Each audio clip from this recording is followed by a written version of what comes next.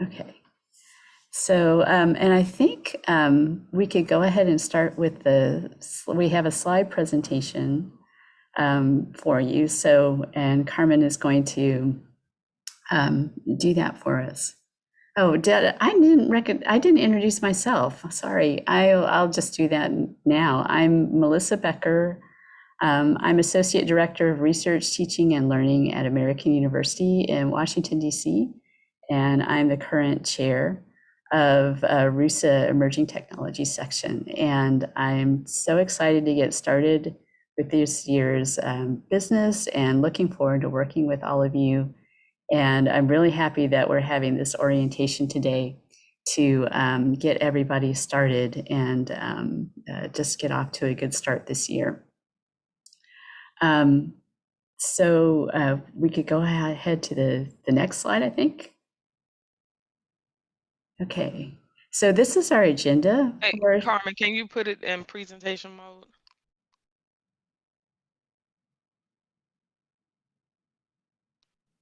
I was going to leave it off just because we're going to go to, different tabs and stuff. Yeah, So okay. is that okay? Yeah. Okay. Okay. All right. So here's our agenda for today. We've tried to pull together some basic things about our organization that all three of our new members would find helpful.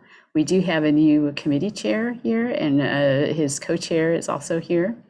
And we have a new member at large, our professional development director, and a new representative of ETS to one of the RUSA committees, which we'll talk a little bit more about. So we're hoping to cover topics that will be useful to all of you. We have a little bit more at the end for getting a committee started for our committee chair.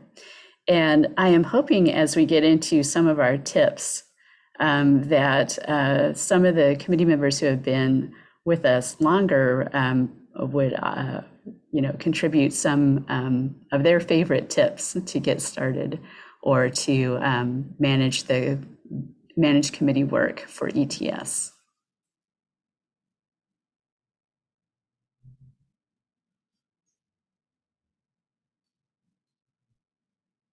So I think, Shannon, is this your? It is. I'm sorry about that. No problem. So again, everyone, welcome to ETS. I'm excited that you all are joining us, and I'm excited that I'm, able to contribute to your orientation and welcoming you to the to leadership in the section. And so we just wanted to provide you with a really quick overview of RUSA because we fall under the RUSA umbrella. We are one of the six sections within RUSA, which is one of the divisions in ALA. And so RUSA has six sections, and if you haven't explored them, I encourage you to do so. They are the business reference and services section, collection development and evaluation codes. They all have really cool names. Of course, ETS, the history section, reference services, and reference services, which is probably the one section where you'll see overlap between ETS members and RSS. I actually believe RSS grew out of ETS some years ago. And then STARS, which I think they have the coolest name, is the sharing and transforming access to resources section. And I just love their name because it's STARS. And then RUSA also has four interest groups that you might be interested into. Is Federal and Armed Forces Libraries, Financial Literacy interest group, the first year experience, and then the last one is shared collections. RUSA also has a board of directors that leads our and advises the membership and sets policy and direction for the division. And then there are RUSA level committees that you may You can always volunteer to serve on RUSA level committees, but there are also opportunities for you to represent ETS on RUSA level committees. And I've served on a couple RUSA level committees. Lots of fun because you get to meet people from all throughout the division, and build friendships. I've gotten to meet a lot of really amazing professionals through that pathway. And then at some point you will have to reach out to folks in the RUSA headquarters. And so there are 4 staff assigned to RUSA in the headquarters, and they are amazing. They are responsive, and they will do everything that they can to try to help you be as successful as a leader within RUSA as possible. And so that's the quick overview of RUSA, and I'll hand it back over to Melissa to talk about ETS. I was just going to show you all really quick. I have a link here just to the RUSA website, and I have all the tabs lined up here of like what things look like. So this is just the main RUSA page on the actual ALA website. And this is where you can find out about all the different like sections and interest groups that Shannon was just talking about, any online learning opportunities, our publications, our different awards and grants, and all that kind of fun stuff. So I will give it back to Melissa. Oh, no, wait, me. All right, so I was going to talk about how within ETS, we have 8 different committees. And each of those committees, except for, the actual executive committee, has a chair or a co-chair. And those are appointed by the vice chair and the chair of elect of ETS. So I will be appointing those chairs and co-chairs this year. Melissa was the one that appointed everyone for this round. So if you're here as a co-chair or chair, Melissa made that appointment for you this year. So the executive committee is comprised of the chair, Melissa, the vice chair, chair-elect, me, and the past chair, Shannon. And we were all elected into those positions. So, every year ALA has the round of elections for anything and everything, it seems like. So our membership, the ETS membership, elected us into those positions. We have a secretary. And the secretary right now is Jason Coleman. He was also elected into that position, so that's a ballot position. We have 3 member at large positions. We have 2, right? We have 3. We have 3. Okay, so one of them is with us today, Donna, and she's the professional development director. And we have a membership director. That person is Matt Torrance. And we have the RUSA board representative. And that is it Chad? Chad, yeah. It's Yes. Chad Pearson. Chad Pearson. And they are elected. So they are on the ballot. So Donna with us today was elected into her position. So congratulations, Donna. And then again, like I mentioned, we have all of our chairs and co-chairs who do wonderful service for us. And they, again, are appointed by the vice chair, chair-elect. We also have wonderful web coordinators. We have Michelle and we have Dante. So they attend our executive committee meetings, and they were appointed by an executive committee that's formed to kind of like review qualifications and things like that. I don't know how long people can be webmasters, or I'm sorry, web coordinators for,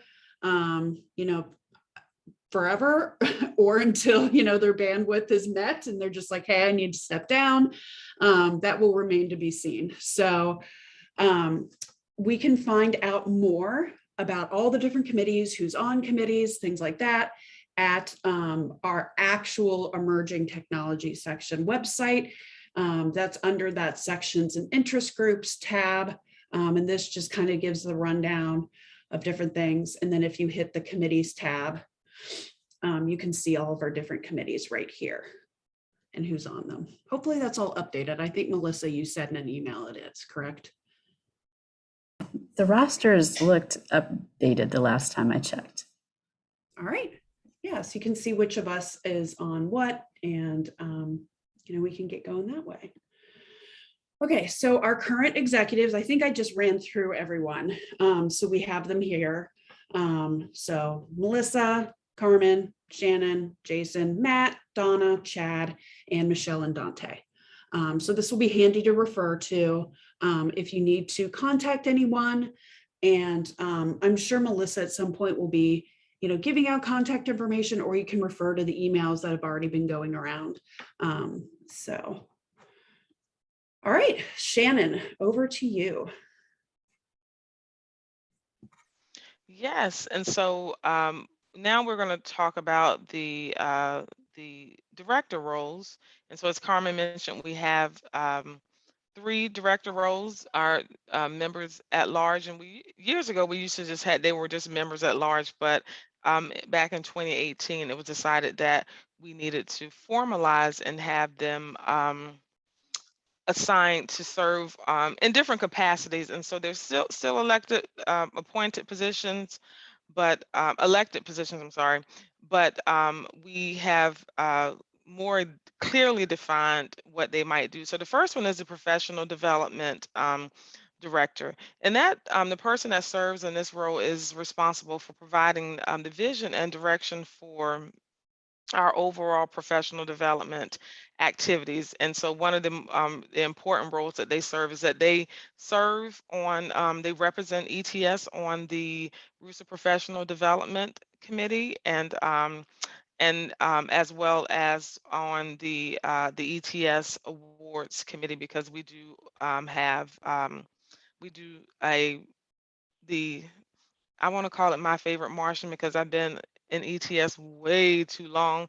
It used to be the My Favorite Martian award when we were Mars, but now our Achievement Award, and then we have the Beta Awards. And then they also support all professional development activities. And so if you, the committee that you are leading, or if the committee that you are the liaison to wants to do a professional development activity, excuse me, like a webinar or any e-learning activity, that person will could be your go-between between the professional development RUSA Professional Development Committee and your committee, so that to make sure that they are ushering you through the process and making sure that you have what you need to submit a successful proposal.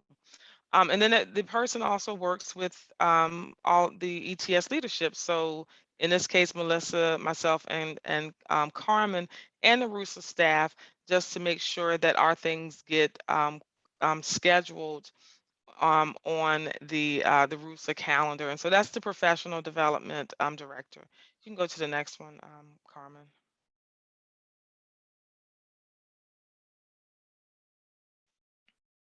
And then the next one is the membership engagement director, and that person is responsible for providing member engagement, vision for member engagement and overall member engagement. And so that person serves on the RUSA member engagement committee, as well as any the achievement award committee as well. And then the person in this role will support member engagement contributions. So if your committee is planning any type of engagement or wants to engage with the current ETS membership, you could work with the member engagement director. At one point, we had a Facebook group, and I think our listserv now has become ALA Connect, and you'll see that we'll be trying to do more engagement through Connect this year, just to try to get our members a little more connected and a little more in tune with what we are what is happening with with ETS, especially since we just moved over to using Connect, and the listserv was sunsetted earlier in the spring. So so definitely be thinking about how you're going to engage with the members and spread the word about the work that you are doing with as part of your committee. And yeah, and then they're going to oversee and lead any engagement projects that we have throughout the year. So I'll turn it back over to you, Melissa.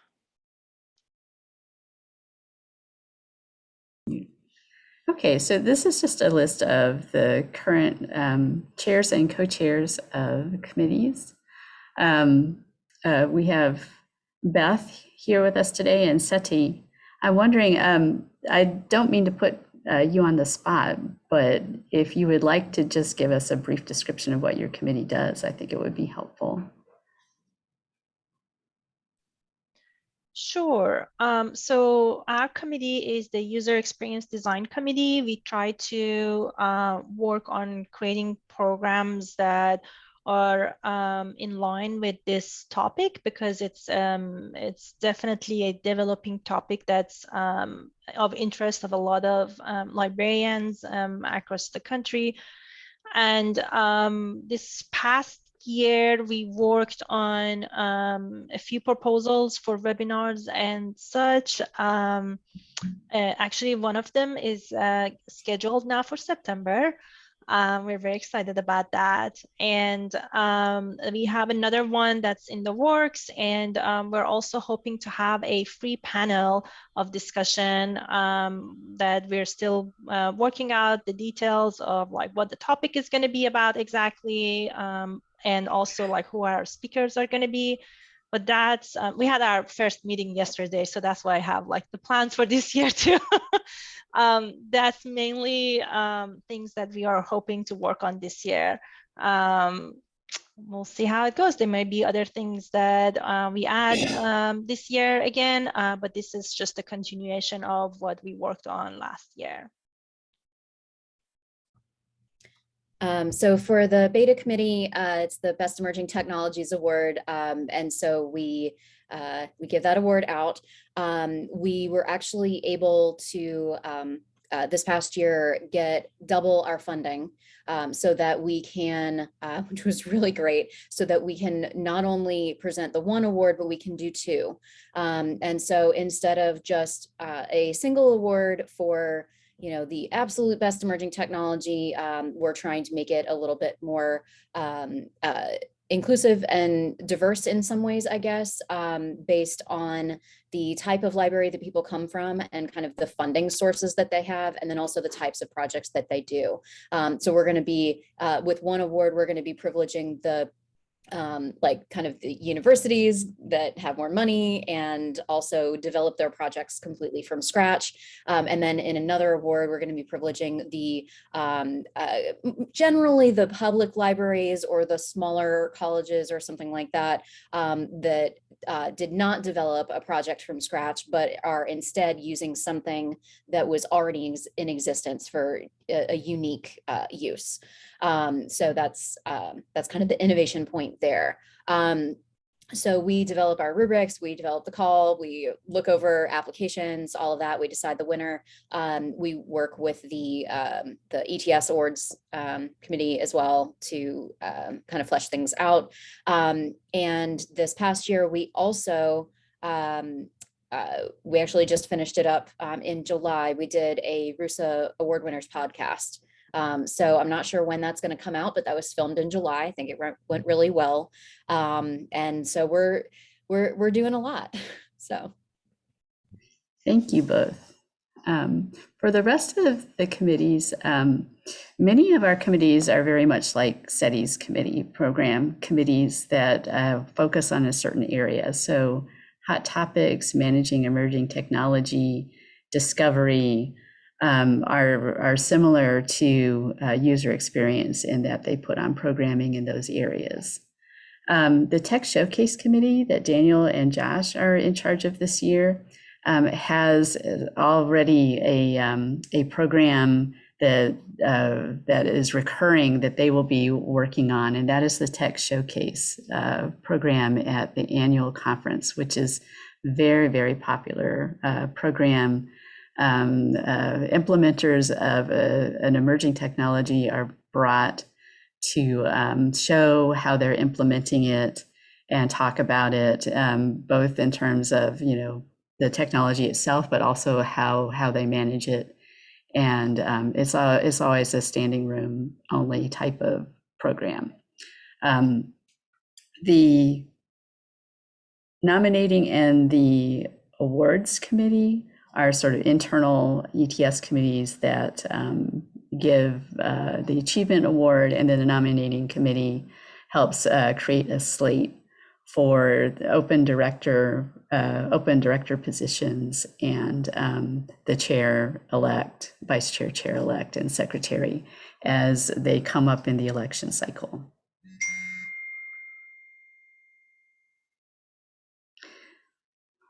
And in addition to ETS committees, we have ETS members that are representing us on the RUSA level committees. And Elise is one of these. She'll be representing us on the awards committee. I am sure that whoever the chair of that committee is will be reaching out, if they haven't already, to get that group's work going. And then you'll see we have some familiar names. A number of us who are members of the ETS executive committee are also serving on, or chairs are also serving as liaisons. And throughout the year, we would love to have any news coming from these RUSA level committees brought back to us, and we would love to be able to support whatever these committees are doing. So we'd like, please feel free to be in touch with the executive committee, with the ETS leadership, about things that are happening at this level, so that we can support and help you as best we can.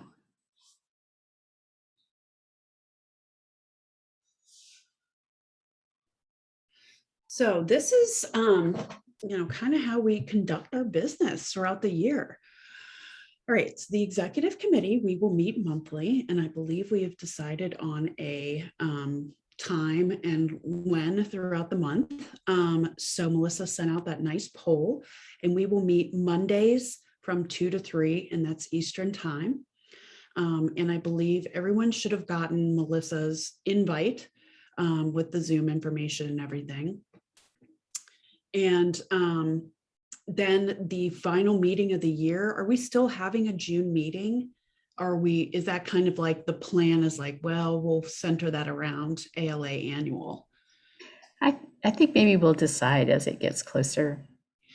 I mean, you just don't know right now. So, so for your committees, you may meet more than that, you may meet less than that, just depending on what you have planned for the year. I know whenever I was, a chair and a co-chair of Hot Topics, we didn't really meet that much because we conducted most of our business via email. And, we were just planning our programs and whatnot for the year. So it's just how your committee does business. So the committee chairs and co-chairs are called ex officio members for the executive committee. You're absolutely encouraged to attend. That's when you will be giving your committee reports during that meeting. So just letting all of us know, like, hey, this is what we're up to. This is what we have planned. This is what went on in our last meeting. This is what we've been doing via email, again, however you work.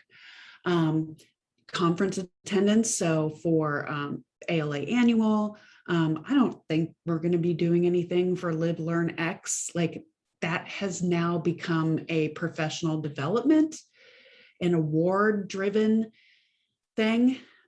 So I don't think there's going to be as much opportunity for meetings as there was for Midwinter in the past, because for Midwinter, we would have meetings if folks were present for that.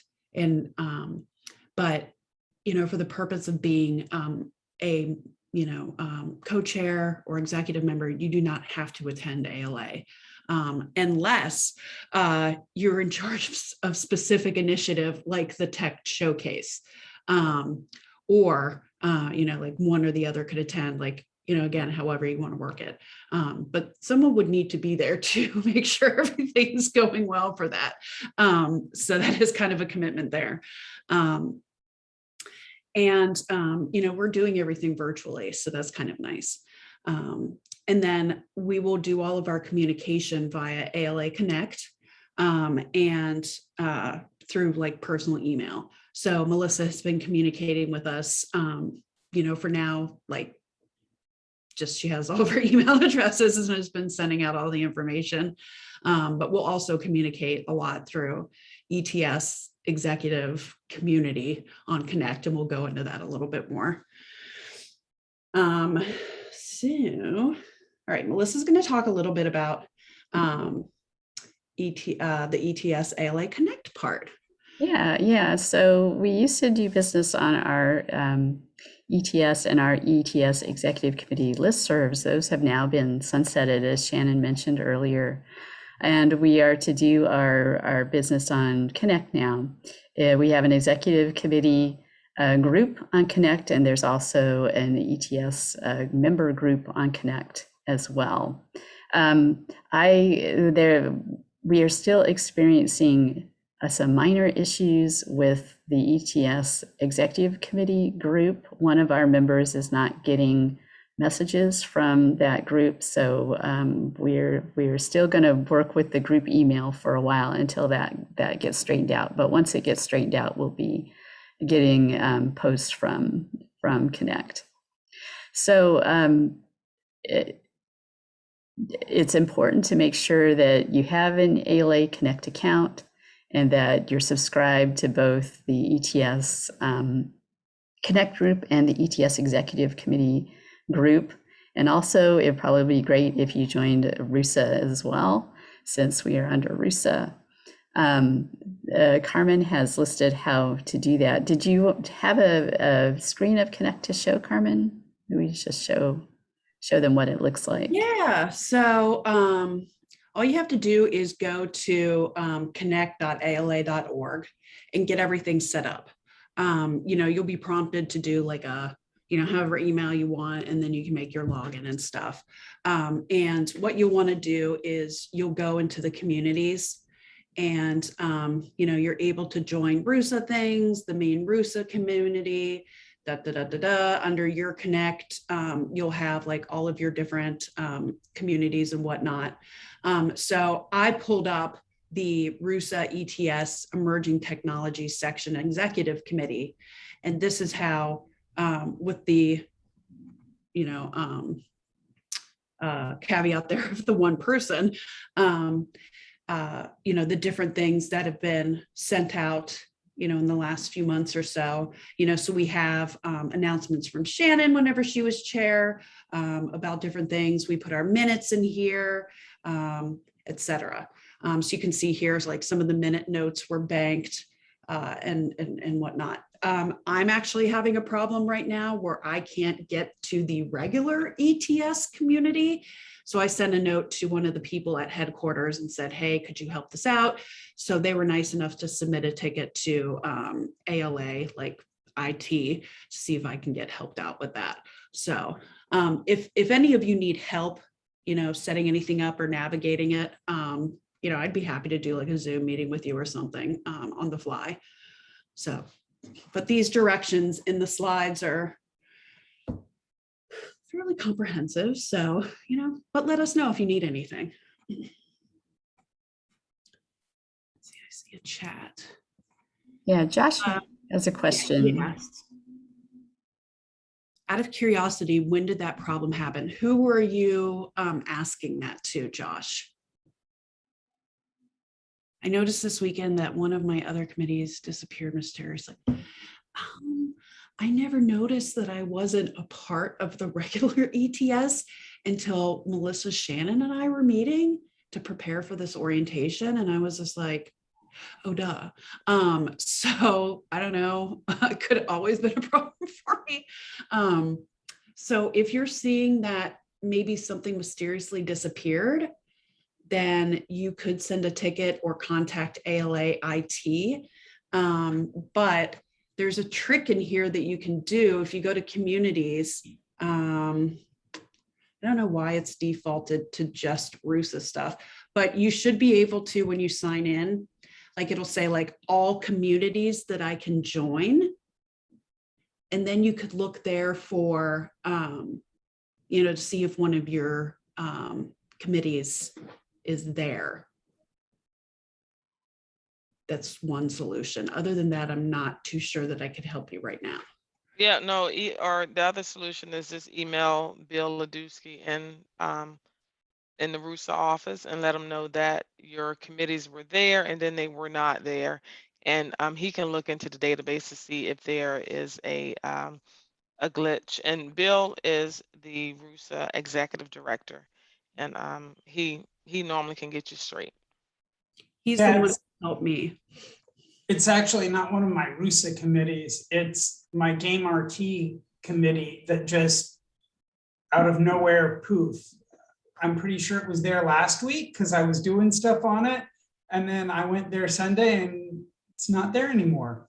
So it was kind of a, wait a minute. No, that happens sometimes. I've been an ALA member for 20 plus years, and there's never been a time when there wasn't issues with a membership directory or with some system. So just I don't know if your committee if that falls under RUSA, email Bill, but if it's another group, just look on the directory and see who the headquarters staff is, and they can get that straight for you. It's not uncommon for stuff like they may have made a change on the backside that doing some maintenance that we don't know about, and it broke something. And so just let them know.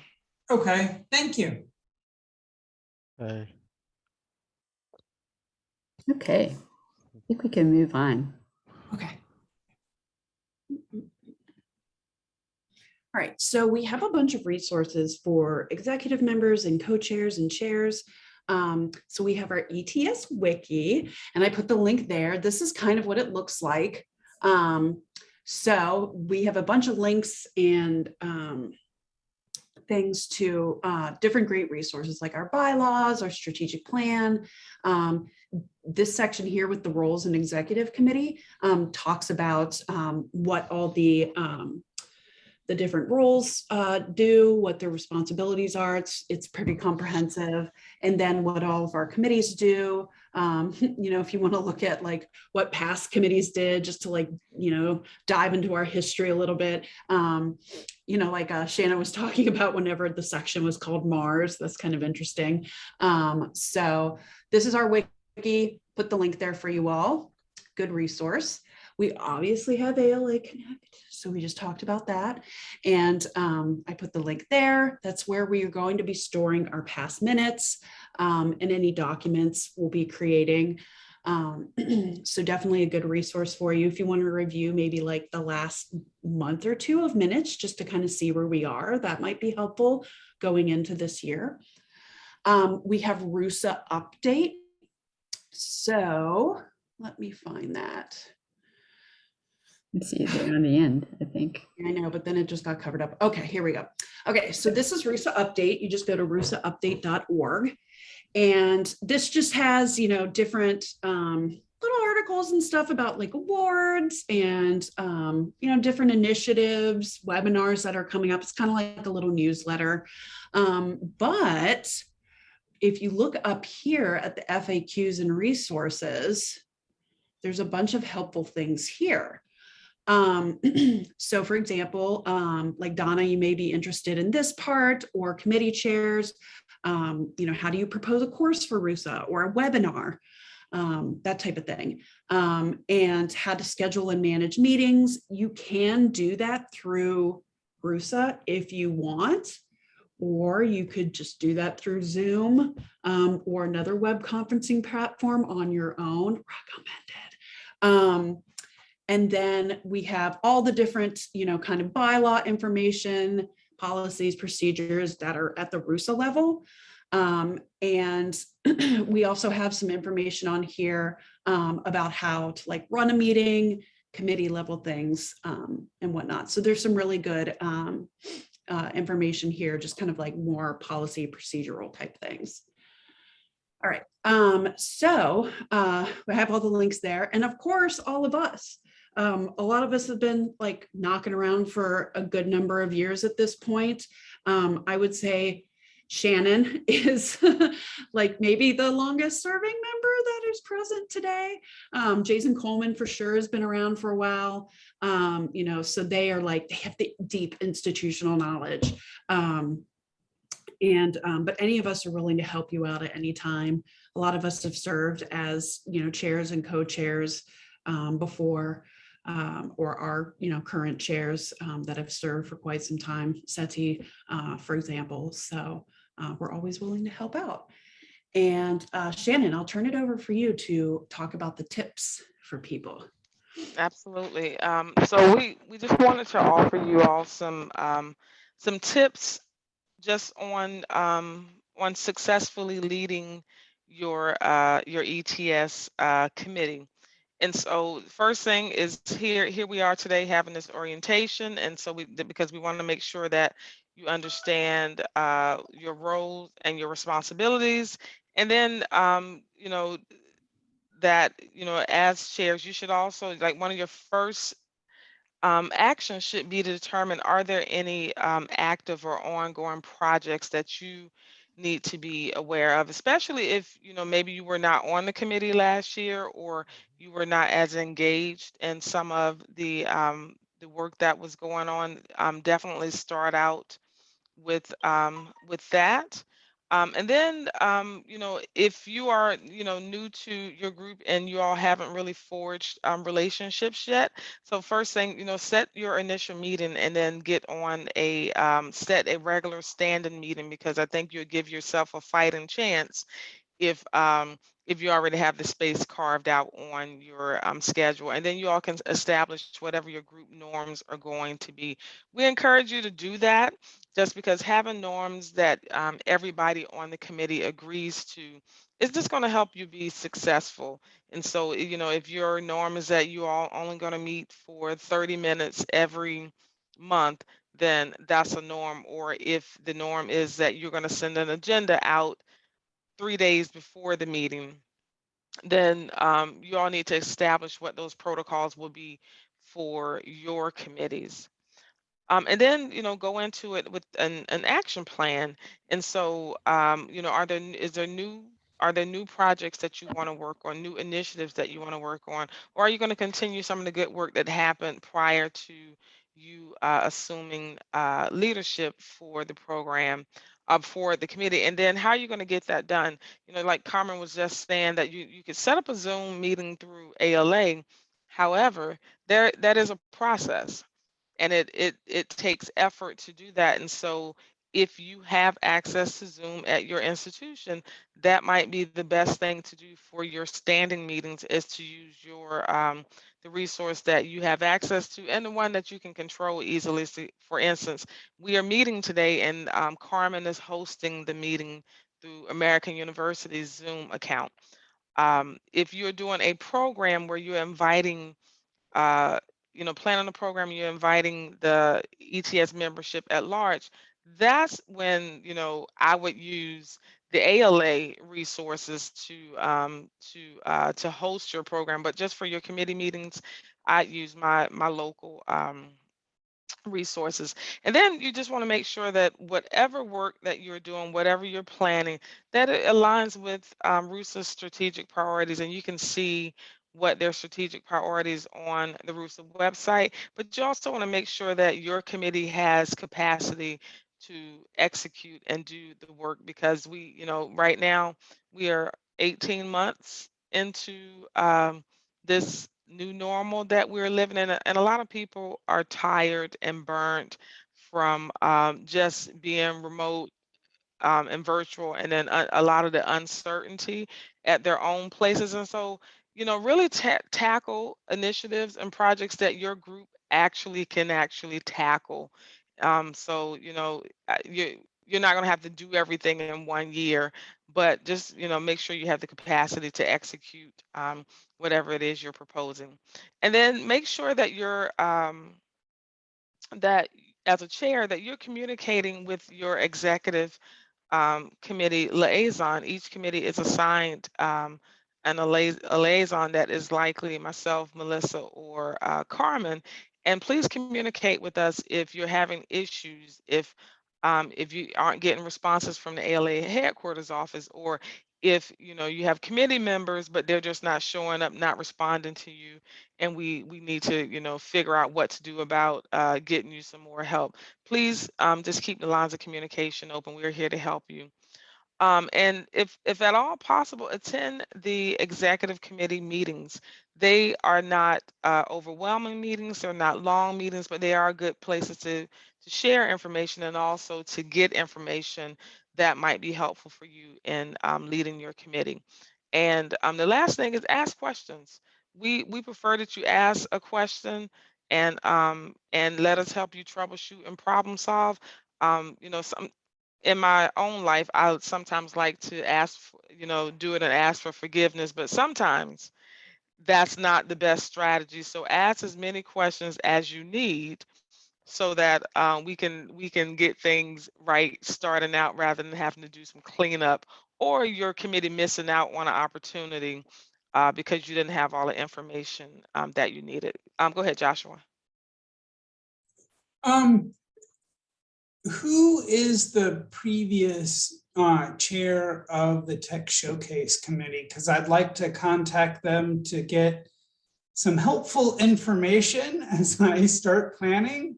And I don't know how to find that information. Absolutely, no worries. So we can tell you who it was last year. It actually was our immediate past president was Jeff Morris, and he was the chair because there was no chair of the committee. The previous chair, I believe, took on a larger leadership role in RUSA, and so had to step down. But we can get you that information. And once you log in to Connect, that's the other reason why we always say log in to Connect and make sure you're using the Connect space, because if all of your committee minutes are there, all of your documents that you're generating for the committee is there, when we make the handover from one chair or one group of committees to the next, that information stays behind with us. So even if you all work in Google Docs, because we all do, still make sure you're posting your things into Connect so that is there.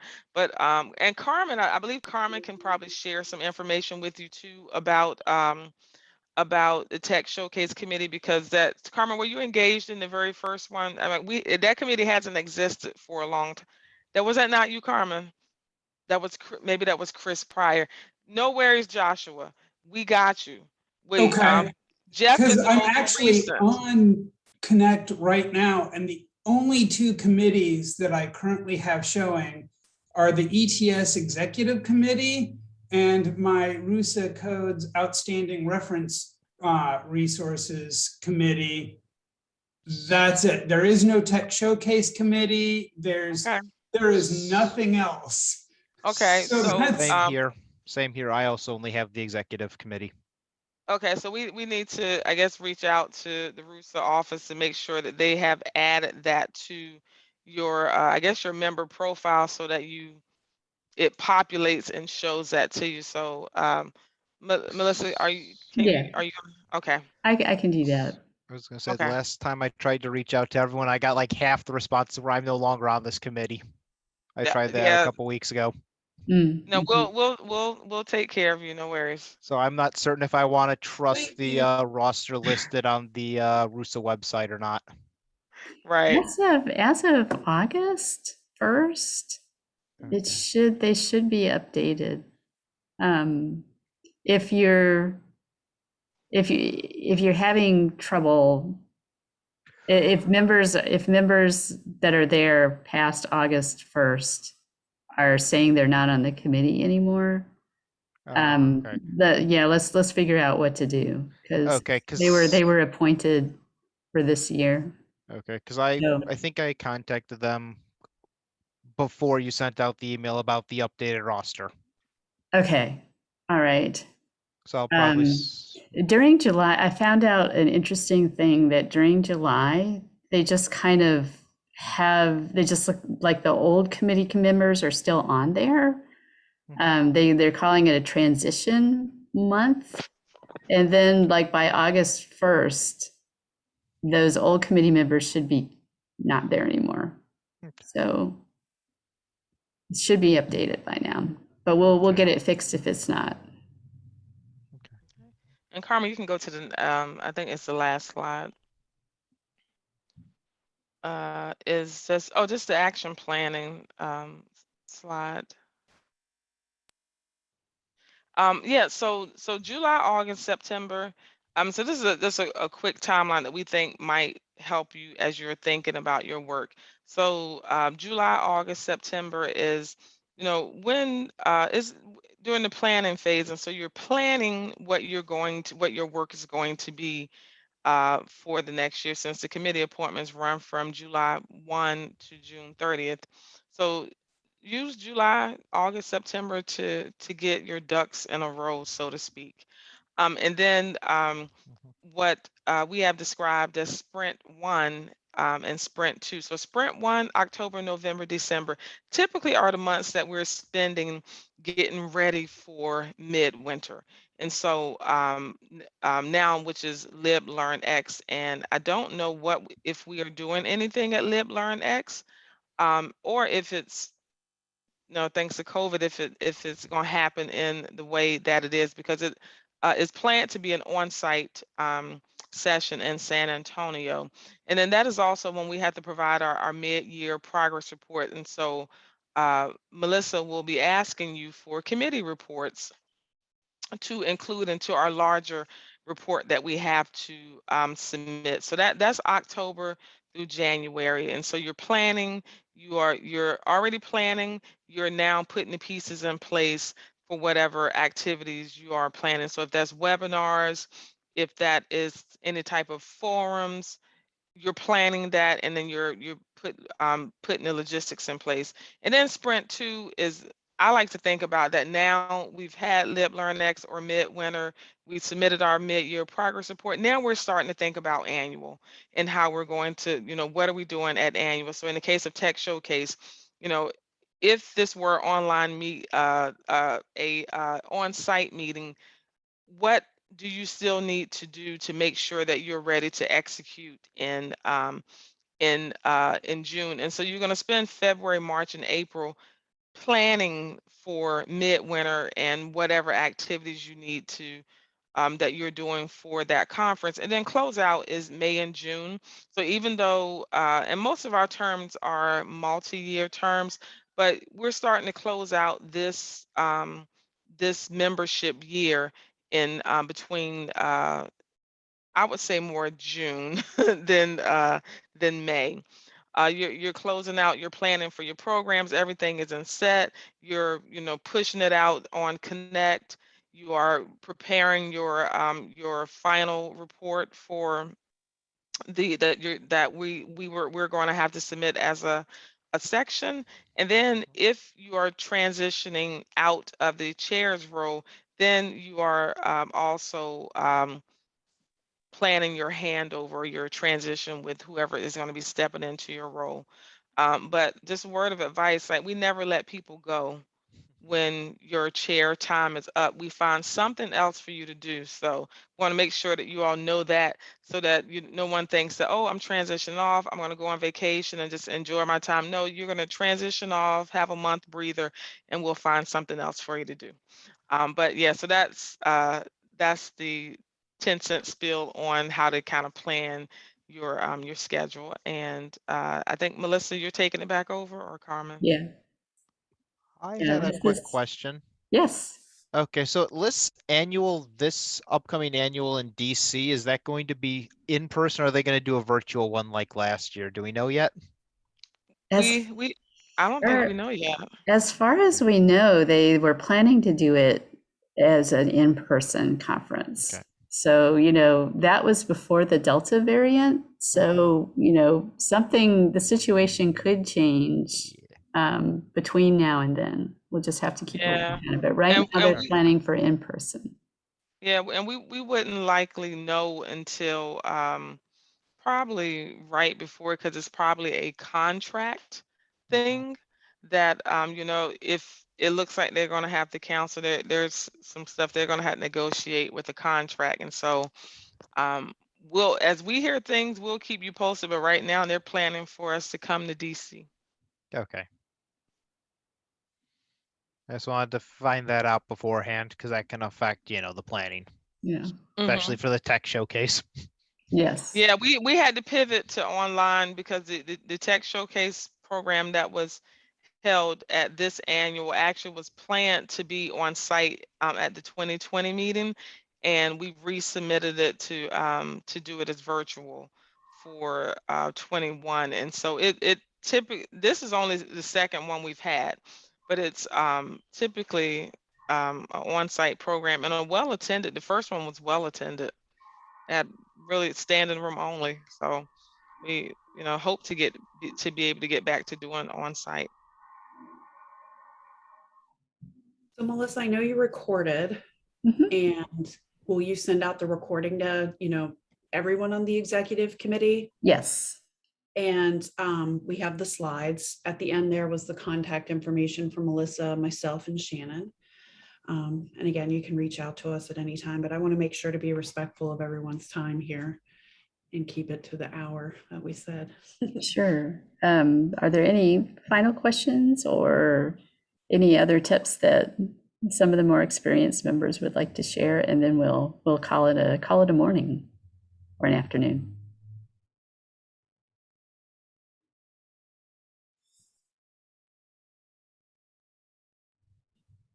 Okay. Well, thank you so much for coming. I'm really looking forward to working with you all this year, and stay tuned. Thanks, Y'all have a Melissa. good one. Thank you. Bye. Bye. Bye, everybody. I'm going Good day. to stop the recording now. Okay.